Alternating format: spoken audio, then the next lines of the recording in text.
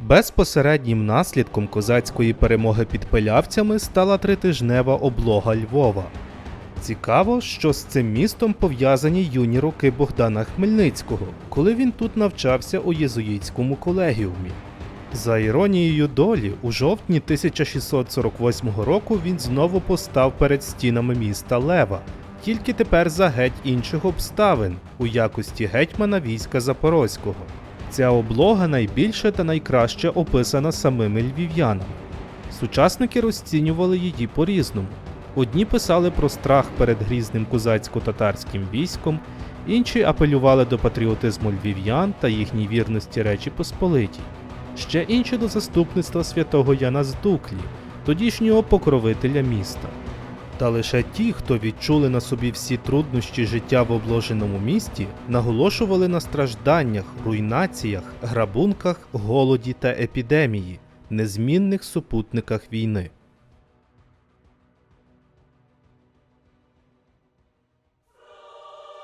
Битва під Пилявцями завершилася перемогою козаків. Урядове військо було розбите і принижене, але не всі, хто покинув поле бою, зазнали ганьби. Як тільки полководці покинули табір, полковнику Осінському вдалося вивести звідти близько 1000 німецьких піхотинців з Королівської гвардії. І поки козаки з татарами були зайняті грабунком багатих трофеїв з польського обозу, вони закрилися в Старокостянтинові. Там Осінський намагався затримати якомога більше пилявецьких втікачів. Проте вже було надто пізно, бо майже всі, хто були на конях, давно покинули цю місцевість. 25 вересня військо Хмельницького підійшло до Старокостянтинова. У нерівному бою німці хоробро чинили опір козакам, але майже всі загинули. Осінський на чолі близько сотні врятованих піхотинців покинув місто і відступив до Бродів. Військо Речі Посполитої було остаточно розсіяне і більше не становило жодної загрози. І тепер від рішення гетьмана залежало, куди цього разу поверне козацька шабля. Для цього Хмельницький наступного дня, 26 вересня, скликав раду за участі як старшини, так і козацької черні і татарських союзників. Думки полковників, як не дивно, цього разу були майже співзвучними.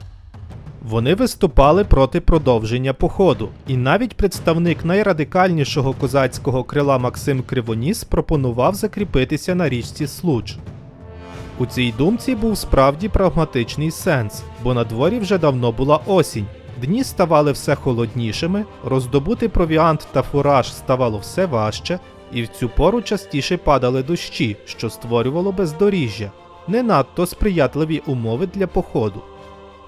Проти такої думки старшини виступив Тогай-бей, котрий на цей час вже прибув зі своїми людьми.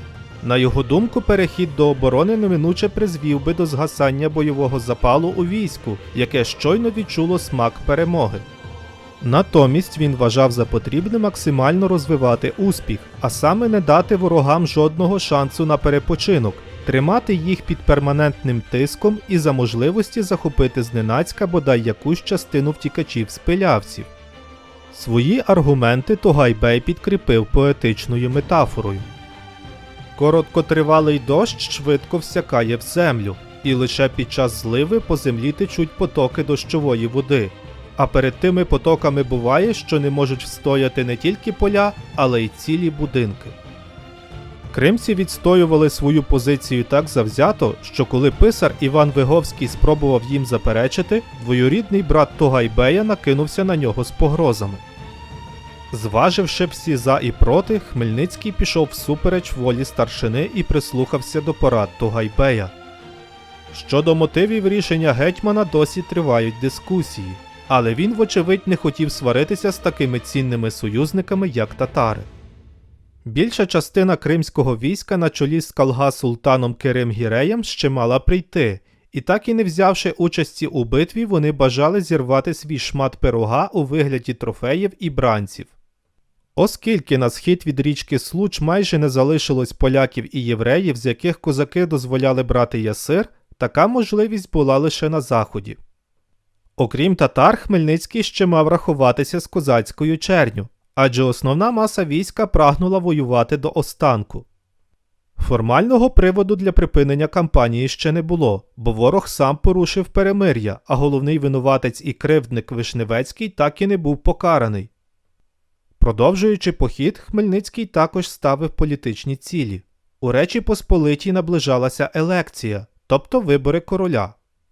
Гетьман робив ставку на Яна Казимира, як поміркованого кандидата, котрий був готовим до переговорів. Козацьке військо, що несе загрозу державі, мало стати тим вирішальним фактором, який вплине на результат виборів. У будь-якому випадку, Хмельницький на той час ще не мав на меті поширення козацької влади на Галичину і Західну Волинь. Тому майбутній похід мав характер демонстрації сили. І новою ціллю осінньої кампанії став Львів – місто Лева. У середньовіччі це місто було столицею цілої держави – Руського королівства. У 14 столітті вона зійшла з політичної арени і Львів увійшов до складу польської корони. Але статус столиці Русі місто так і не втратило. Не випадково воєводство, центром якого був Львів, називалось не Львівським, а саме Руським. І у такому статусі його продовжували сприймати навіть у 17 столітті. Маючи населення близько 22-23 тисяч чоловік, Львів був найбільшим містом на українських землях. Для порівняння, у той же час Київ мав близько 10 тисяч мешканців. Окрім того, місто було важливим освітнім осередком. Широке визнання здобула єзуїтська колегія, де свого часу навчалися Богдан Хмельницький і Ярема Вишневецький. Також Львів мав потужний осередок ремесла і торгівлі. Львівські купці особливо багатіли від притоку товарів з країн Сходу. А користуючись магдебурзьким правом ще від княжих часів, місто мало прекрасне самоврядування. Його громадяни визнавали Річ Посполиту як велику вітчизну, але водночас вважали Львів своєю малою республікою. Внаслідок сильних міграційних процесів, які проходили у Львові у попередні століття, склад його населення став надзвичайно строкатим. Близько 50% мешканців були католиками, переважно поляками. Решта людності належала до різних етнічно-релігійних громад, таких як руська, вірменська та єврейська. Для кожної з них Львів був важливим релігійним і культурним центром. Проте повноправними громадянами міста були далеко не всі. Магдебурзьке право поширювалось лише на територію середмістя, обнесеного мурами. На відміну від католиків, які безперешкодно користувалися усіма благами міських привілеїв, представники інших громад були обмежені в правах. Для прикладу, вони не могли бути обраними в магістрат і на рівні з усіма вершити долю міста. Львів'яни з великою тривогою спостерігали за буремними подіями козацької революції. І ще на початку червня, після перших новин про розгром Потоцького під Корсунем, стали вживати заходів зі зміцнення оборони міста. Та найбільше їх непокоїло ледь не повальне взяття повстанцями міст за сприяння лояльних до ребелії українських міщан, перед чим виявились безсилими навіть такі потужні фортеці, як Бар та Полонне. Відповідно, чим ближче до Галичини поширювалось полум'я війни, тим більше місто охоплював масовий психоз, адже тут також було руське населення. Як писав про тодішню атмосферу у Львові відомий львівський міщанин Самуїл Кушевич, гармат, пороху, провіанту та інших воєнних потреб маємо досить, але боїмось замішання і таємних інтриг з боку грецької віри. У зв'язку з цим перелякана уява міщан поширювала різноманітні плітки та небелиці, як от про 70 козаків, розісланих Польщею, щоб чинити підпали та диверсії у найважливіших містах. Тінь підозри навіть не оминуло православне духовенство. Мовляв, сам львівський владика Арсеній Желиборський посилав козакам кулі, порох та олово. Звісно, що у цих історіях не було жодного зерна істини. Але русини у місті більше не могли почувати себе у безпеці. Корінне руське населення Львова справді мало більше, ніж достатньо причин, щоб бути невдоволеними. За княжих часів русини були тут панівною громадою, але після захоплення міста польським королем Казимиром III вони фактично опинилися у статусі чужих на своїй землі. Окрім недопущення до міських урядів, станом на 1648 рік їм забороняли вступати до ремісничих цехів, тобто легально працювати, дозволяли торгувати лише під час ярмарків, забороняли купувати будинки за межами вулиці Руської тощо. На додачу до всього громада зазнавала релігійної дискримінації.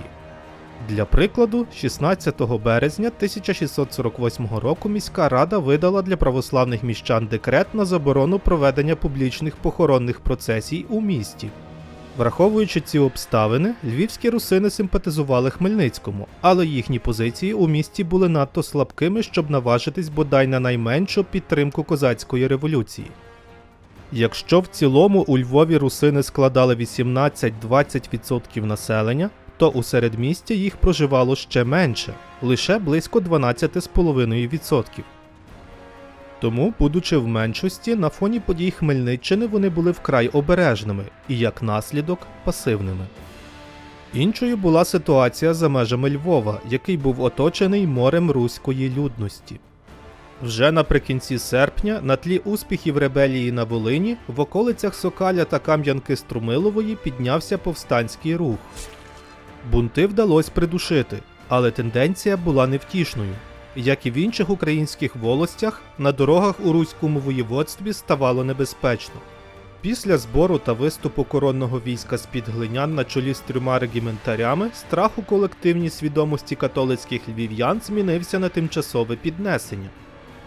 Вже всередині вересня до міста надійшла інформація, що нібито в козацькому таборі збунтувалася чернь, самого Хмельницького посікли шаблями на смерть, а новим гетьманом обрали Кривоноса. Сприймаючи цю новину з полегшенням, ті самі міщани, котрі нещодавно вигадували різні теорії змови, тепер тішили себе надіями на швидке завершення війни. Жорстока реальність постукала в двері міста вранці 26 вересня. Тоді до Львова прибули стражники, котрі сповістили мешканців про поразку коронного війська під Пилявцями. Невдовзі їхні слова матеріалізувалися у вигляді тисяч жовнірів-тікачів, яких щогодини ставало все більше.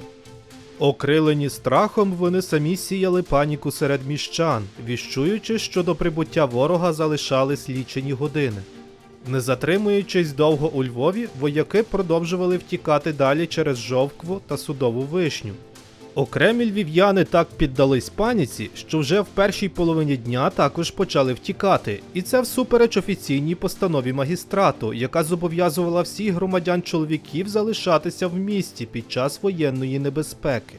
Як не іронічно, першими поганий приклад подавали деякі міські патриції, котрі і видавали ці закони. Серед них був історик і відомий патріот Львова, майбутній бургомистр Юзеф Бартоломей Зіморович. Згодом він писатиме про події козацької облоги так, наче сам був її очевидцем. У цьому контексті повною протилежністю постає Самуїл Казимир Кушевич, міський лавник, котрий пережив всі труднощі облоги разом з іншими міщанами, а його праця «Арма Козакіка» є чи не найкращим історичним джерелом про події у Львові в жовтні 1648 року. Тим часом перед міськими брамами та хвіртками спостерігалась апокаліптична картина. Якщо найбагатші міщани намагались вибратись з міста, то мешканці передмість та передміських сіл, котрі не могли собі дозволити дороге транспортування, намагалися знайти захист в міських стінах. Через це утворилися великі корки з десятків возів, а перелякані люди разом з клунками найнеобхідніших речей намагалися понад усе протиснутись до брам. Але тим не менш пізніше брами вдалося зачинити, і на випадок штурмів їх присипали землею. Для контактів із зовнішнім світом залишили привідкритою лише Галицьку браму. Пізніше до Львова стали прибувати регіментарі переможеного війська. Найшвидше приїхав коронний підчаший Миколай Остророг, чий шлях проходив прямою дорогою через Олесько. Поразка під Пилявцями стала для нього особистою фінансовою катастрофою. Будучи й так небагатою людиною, він вліз у борги, щоб підготуватися до походу проти Хмельницького, а тепер не лише збанкрутів, але й втратив репутацію в очах власного війська. Ще пізніше приїхав Домінік Заславський, але на відміну від Миколая Остророга він так і не наважився заїхати в місто. Його карета лише зупинилася, щоб дати перепочити коням, і поїхала далі на Ряшів. Заславський, вочевидь, не бажав потрапляти на очі своїм жовнірам, котрі і справді проклинали його найбільше. Аналогічно вчинив Коніцпольський, котрий також боявся залишатися в місті і рушив далі на захід. 27 вересня до Остророга як єдиного присутнього регіментаря вирушила делегація львів'ян, щоб просити його очолити оборону міста. Після деяких вагань він погодився і розпорядився скликати того ж дня військову раду в храмі францисканського монастиря, на яку прийшли близько 300 шляхтичів. Взявши слово, Остророг використовував все своє красномовство, щоб виправдати себе і перекласти провину за Пилявецьку катастрофу на всіх полковників та комісарів, які буцімто не хотіли його слухати. Під час наради стало відомо про приїзд до міста ще інших достойників, зокрема Януша Тишкевича, Саміла Лаща та князя Яреми Вишневецького. Тоді Остророг оголосив про намір скликати на наступний день друге зібрання шляхти, запросивши новоприбулих гостей. Однак вони відмовились прийти, обурившись його останньою промовою. Більшість човнірів, що залишалися у місті, також відкрито висловлювали своє небажання служити Остророгу, котрий вже себе скомпрометував, і обіцяли захищати Львів виключно під проводом Яреми Вишневецького.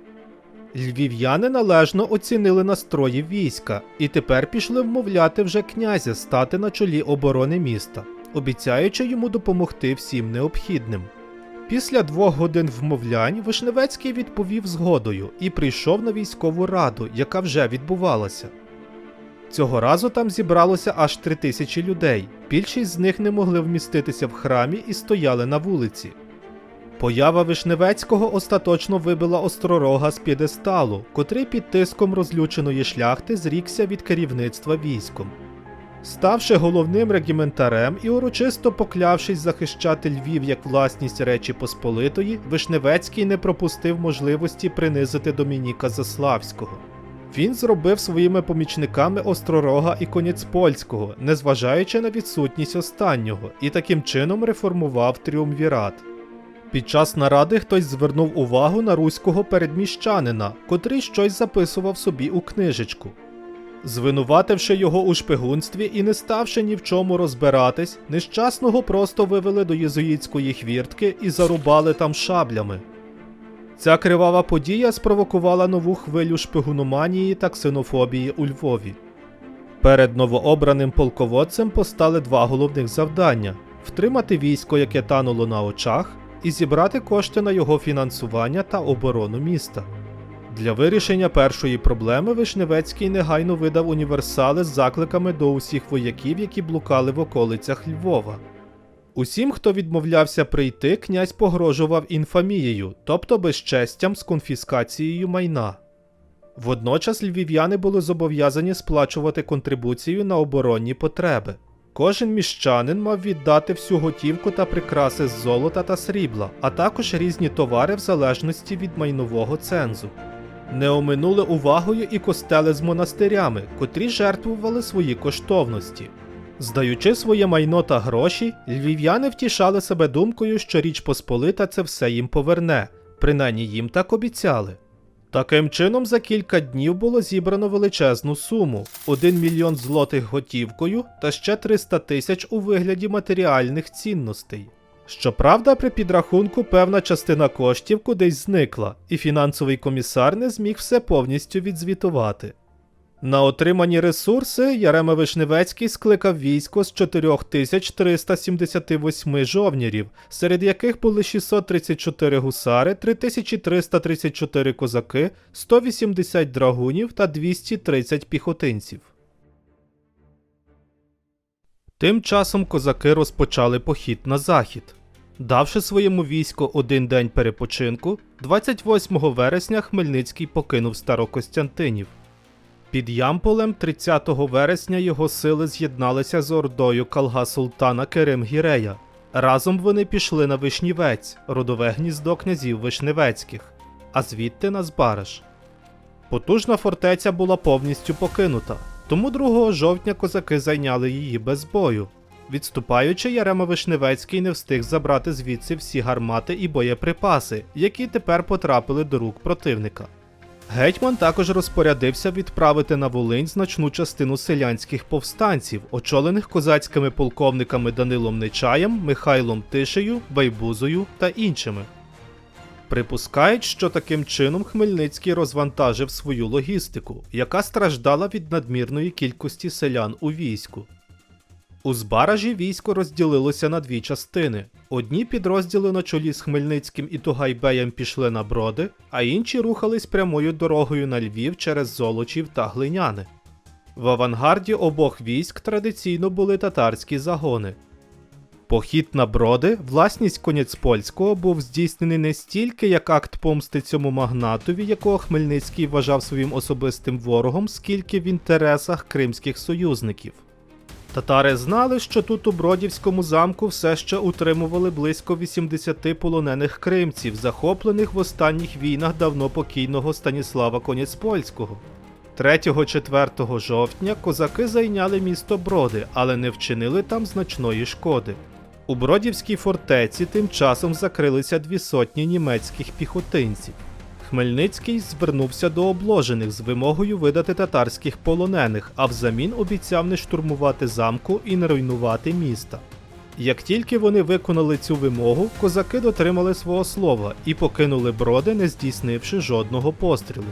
Однак через деякий час тут з'явилися повстанські ватаги, які почали грабувати і палити місто.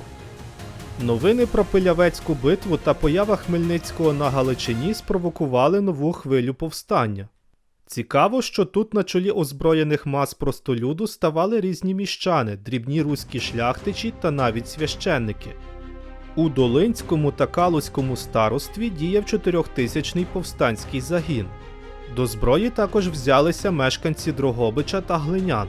Але на окрему увагу заслуговує велике повстання на Покутті під проводом Семена Височана, котрому у місті Отинія вдалося згуртувати розрізнені ватаги чисельністю близько 15 тисяч чоловік.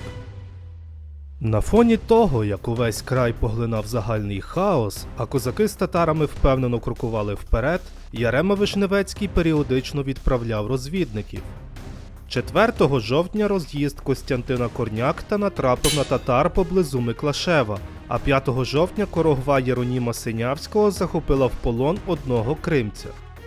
На допиті той підтвердив, що орда Тугайбея вже близько. У той же день пополудні Ярема Вишневецький зібрав усіх соратників та усе військо, яке навербував на гроші міщан і, нікого не поінформувавши, покинув Львів. Цей відхід спочатку нікого не здивував, бо вояки вже раніше робили різні військові виправи і неодноразово залишали місто. Але Вишневецький більше не збирався повертатися, а рухався у напрямку Замостя. Спочатку він хотів іти через Жовкву, проте на півночі вже скрізь були татари, тому князь повернув на Яворів. І навіть на цьому шляху у Янівських лісах його військо було змушене пробиватися через татарські підрозділи. На щастя для львів'ян, Вишневецький не зміг забрати з собою гармати, бо йому бракувало візників. Він міг скористатися послугами місцевих українських селян, але князь їм не довіряв, тому артилерію довелось залишити. Перебуваючи в Яворові, Вишневецький написав листа до Варшави, у якому виправдовував свої дії. Учинивши обопільну раду, ми вирішили залишки війська, які ще були, зберегти, аніж закритися в такому місті, де би ми жодної можливості оборонятися не вбачали, не маючи піхоти, провіанту, воєнних возів, а також на силу інших дефектів зважаючи. Тож ми вирішили об'єднатися, залишивши біля міста в Яворові та зі сторони Замостя драгунів так, аби, отримавши від вашого панства допомогу обложеному Львову, ми швидко звідсічу поспішити могли. Заклинаємо звідси ваше панство на всіх святих, аби негайно нас людьми порятували. До Львова Вишневецький відправив 50 драгунів на чолі з Анджеєм Ціхоцьким. Через нього він повідомив міщанам, що більше не повернеться, і заодно порадив, щоб пильнували татар. Отримавши це повідомлення пізно ввечері, львів'яни сприйняли його як відверте знущання. Місто зібрало величезні гроші з надією на захист від козаків, а князь віроломно порушив клятву, яку ще зовсім недавно давав у храмі, і залишив міщан як без грошей, так і без війська. В розпачі від почутого ще кілька заможних родин втекли зі Львова, але вони дорогою були схоплені татарами. Єдиною слабкою надією для львів'ян була думка, що Ярема Вишневецький покинув місто лише для того, щоб отримати підкріплення. На це їм натякав і сам Ціхоцький. На фоні важкої ситуації магістрат скликає термінову раду, де зібралися найвищі міські патриції та шляхта. Для тогочасних львів'ян майбутня облога була чимось далеким і відомим лише з книжок та усних розповідей. Останній раз Львів мав такий досвід у 1509 році, коли на місто напав молдавський господар Богдан III. Не до кінця усвідомлюючи, що на них чекає, мешканці міста постали перед фундаментальним вибором – оборонятися чи здатися на милість ворога. Перш за все їх цікавила думка Кшиштофа Арцішевського, генерала коронної артилерії, який саме в цей час опинився у Львові. Цей чоловік був видатним солдатом у Речі Посполитій та відомим кондотьєром. За своє життя він вже встиг повоювати в 30-літній війні, взяти участь у штурмі фортеці Ла-Рошель у Франції, а перебуваючи на службі в Нідерландській Вест-Індській компанії, він бився у Бразилії проти іспанців та португальців. Після повернення до Речі Посполитої Арцішевський застав початок козацької революції і був учасником Пилявецької битви. Спираючись на свій багатий військовий досвід, Арцішевський мислив прагматично і реально оцінював ситуацію, зокрема стан оборони міста. Тому він радив львів'янам навіть не починати оборону, а відразу шукати порозуміння з Хмельницьким. Адже збитки, яких би зазнало місто у разі здачі, були б набагато меншими за ті руйнації та голод, які би його спіткали у протилежному випадку. Львів'яни здивувалися такій відповіді і категорично відмовлялися від запропонованого сценарію. Арцішевського стали звинувачувати у відсутності патріотизму. Особливо гучно лунали гнівні голоси католицького духовенства, яке ненавиділо польського генерала за те, що він був протестантом. Прийнявши остаточне рішення оборонятися, львів'яни все одно пропонували Арцішевському очолити захист Львова, але той відмовився брати на себе такий тягар відповідальності. Тому офіційно організацією оборони зайнявся райця Мартін Гросваєр, а Арцішевський виконував при ньому функцію радника. Сили, на які міг покладатися Львів на цей момент, були вкрай малими – близько 1700 вояків. До їхнього складу входили 124 німецьких найманців під командою Себастьяна Адерса, 50 драгунів Ціхоцького та близько 1500 чоловік міського та передміського ополчення. У високому замку сиділа залога з 52 вояків на чолі з бургграфом Іваном Братковським, а також підрозділ Мацея Рибінського, який налічував близько сотні осіб. Порівняно з іншими містами Речі Посполитої, Львів мав не надто сильні укріплення. Вони складалися з 3 оборонних ліній з ровами, валами та водними перешкодами. Першою лінією були середньовічні стіни, так званий Високий мур, з численними вежами, за стан кожної з яких відповідав конкретний ремісничий цех. Вразливе місце на сході міста, де вороги традиційно намагались зайняти стратегічну висоту, додатково прикривала друга лінія оборони – Низький мур з відкритими бастеями. У його продовженні на протилежну частину не було сильної потреби, бо з заходу Львів прикривала природна перешкода – річка Полтва. Але зі стрімким розвитком артилерії ранньомодерного часу обидва мури виявились застарілими, тому в першій половині 17 століття була збудована третя лінія оборони, яка повністю оточувала середмістя. Її вали і бастіони суттєво ускладнювали потенційний артилерійський обстріл. Окремі оборонні стіни також мав монастир Бернардинів, що гармонійно доповнював міські укріплення. Входи до міста захищали 2 потужні брами – Краківська та Галицька, і менші за значенням Єзуїтська та Босацька хвіртки. Іншу оборонну одиницю являв собою Високий замок. Його середньовічні стіни хоч і були застарілими, але замкова гора, на якій він був розташований, давала йому певну перевагу.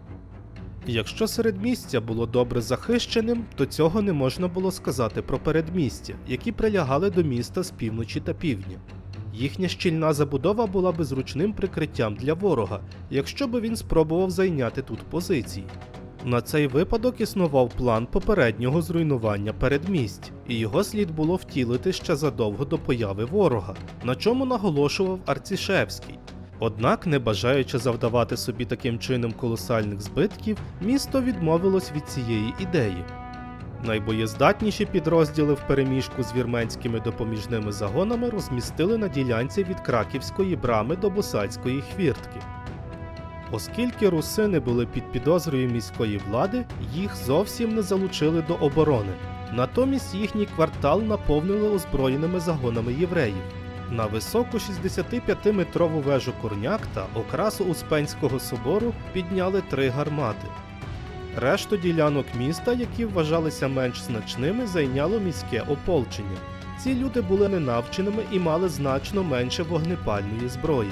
Але найменш боєздатними були ополчення передміщан та міських селян, котрі для самозахисту мали переважно списи та коси. У ніч на 6 жовтня львів'яни побачили на північному та південному заході заграви в небі. Це горіли села Брюховичі та Скнилів, де татари повбивали чоловіків, а жінок забрали в неволю. Уранці перші татарські загони з'явилися на околицях міста, а найвідважніші з них навіть спробували зайти в передмістя. Передміщани, маючи чисельну перевагу, дали їм відсіч, зумівши декого з них навіть вбити. Як згодом виявилось, тут знайшов свою смерть племінник Тугайбея. Протягом дня татари великою масою йшли зі збоїщ через Склепарівські пагорби та поля за церквою Святого Юра і зі всіх сторін оточили місто. Спостерігаючи за ними, очевидці порівнювали ці орди з чорними хмарами. Але поки що татари зберігали безпечну відстань і більше не намагалися атакувати передмість. Увечері 7 жовтня львів'яни побачили нову заграву, що за розмірами нагадувала палаюче містечко. Цього разу такий ефект створювали вогні козацького табору. А на ранок 8 жовтня до міста почали підходити перші полки Хмельницького. Пройшовши Глинянським трактом, вони стали великою лінією по діагоналі, що простягалася з північного сходу на південний захід. Головний табір козаків розташувався біля Вовчої гори, на місці, де простягається сучасна вулиця Зелена, а ще один великий табір стояв у Лисиничах. Пізніше козаки виставили ближче до міста другу лінію облоги, центром якої командував Захарій Хмельницький, свояк гетьмана. Під час розгортання цієї другої лінії гарнізон Високого замку вистрелив по них з гармат, але через завелику відстань козакам не було завдано жодної шкоди. З півночі і півдня Львів блокували селянські повстанські загони. З боку краківського передмістя їх очолив полковник Максим Кривоніс, а з боку Галицького – полковник Петро Головацький. Велика маса війська козаків, татар і повсталих селян, що щільним кільцем оточили місто, мала справити велике враження на львів'ян. Страх мав великі очі, тому не дивно, що у львівських джерелах йдеться аж про 200 тисяч козаків і 60 тисяч татар. Насправді під Львовом тоді стояло максимум 60 тисяч козацького війська, з них близько 25 тисяч були вишколеними вояками. Що ж до татар, то їхня кількість сягала від 8 до 10 тисяч вершників. Пополудні 8 жовтня почався штурм львівських передмість. Першими атаку розпочали татари, рухаючись від Скнилова у напрямку краківського передмістя. Передміщани не стали чекати, поки кримці проникнуть вглиб вулиць і вийшли їм назустріч, але в цей момент з флангу їх зненацька атакували натовпи черні. У передміщан здали нерви, і вони кинулися втікати у напрямку Краківської брами. Ті з них, що не встигли добігти до брами, поховалися в місцевих монастирях. Таким чином сили Кривоноса зайняли більшу частину краківського передмістя, але наблизитися до північних мурів вони поки не наважувались. Тим часом головний удар припав з півдня Сихівською дорогою. Велика маса черні почала швидко захоплювати Галицьке передмістя, беручи вулицю за вулицею, дім за домом і підходячи під саму браму. Туди ж у розпачі втікали передміщани і намагалися потрапити в середмістя. Однак лише частина з них змогла там врятуватися. Побачивши, що передмістям опанував ворог, влада міста наказала закрити браму, а піхота зі стін відкрила щільний вогонь як по противниках, так і по нещасних утікачах. Намагаючись знайти захист, вони за прикладом краківських передміщан побігли до укріплених монастирів. Решта або потрапили в полон до татар, або впали жертвами селянської черні. Після взяття передмість повстанці разом з татарами розпочали грабунок на очах у мешканців Львова. Все відбувалося дуже організовано. Вони навіть поділили між собою вулиці і, винісши цінні речі, складали їх у великі купи і паювали між собою. Водночас під вали міста під'їжджали поодинокі козаки на конях, викликаючи мешканців на герці. Найвідчайдушніші з них навіть наближалися під саму браму. Міщани не оцінили таку браваду і просто по них стріляли. Так з Галицької брами застрелили Клима Лизогуба, далекого родича Федора Лизогуба, голови уряду Української держави гетьмана Скоропадського. Такі дії львів'ян зачепили лицарський характер запорожців і не на жарт їх розлютили. У відповідь вони почали займати позиції в передміських будинках і розпочали стрілянину з вікон та дахів. Окремі споруди мали таку ж висоту, як і вали, що дозволяло козакам краще цілитися по ворогам. За словами одного свідка тих подій, почали вони з самопалів та яничарок дуже нищити народ по валах. Ледве котрий прицілився у нашого, як наш мусив спіткнутися на ніс і зостатися на місці. Враховуючи ту обставину, що тогочасно вогнепальна зброя була гладкоствольною і кулі не часто потрапляли в ціль, це була неабияка майстерність. Надвечір Хмельницький у супроводі охорони оглядав міські стіни. Гетьмана, котрий їхав верхи на білому коні, було легко впізнати. І коли він наблизився досить близько до порохової вежі, стався невеликий епізод, який без перебільшень міг змінити хід історії. В цей час львів'янин італійського походження на ім'я Убальдіні прицільно вистрілив у Хмельницького. Але, на щастя для останнього, куля вдарила в землю прямо під копита його коня. Отримавши перші неприємні враження від зіткнення з козаками та втрати передмість, магістрат провів увечері термінову нараду.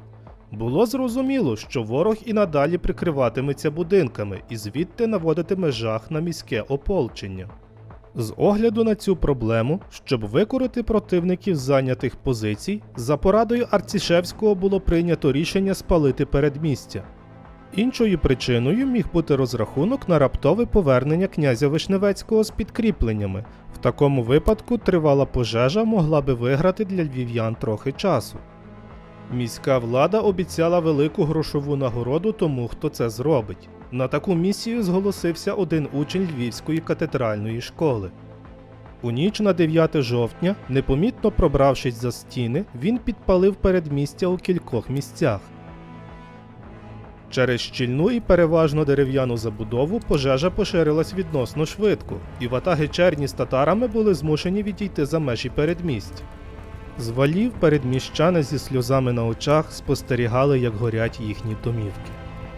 В цілому пожежа тривала 1,5 доби, а в деяких місцях продовжувало палати аж 3 доби. Окрім звуку тріскотіння палаючих будинків, почулися крики людей.